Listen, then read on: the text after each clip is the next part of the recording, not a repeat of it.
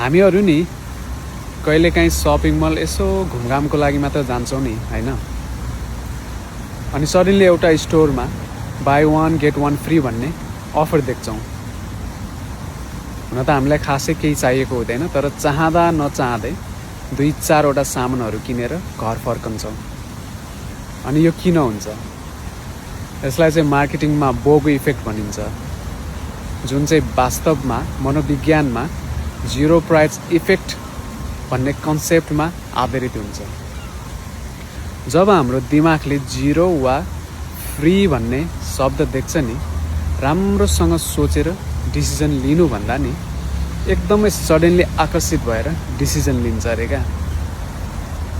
हुन त यो अफर कहिलेकाहीँ राम्रो पनि हो, तर कहिलेकाहीँ सपिङ मल जाँदाखेरि घुमघामको लागि मात्रै राम्रोसँग सोच्नुहोस् कि यो अफरले मलाई अट्र्याक्ट मात्र गराएको हो कि वास्तवमै मलाई सामान चाहिएको हो भनेर है त।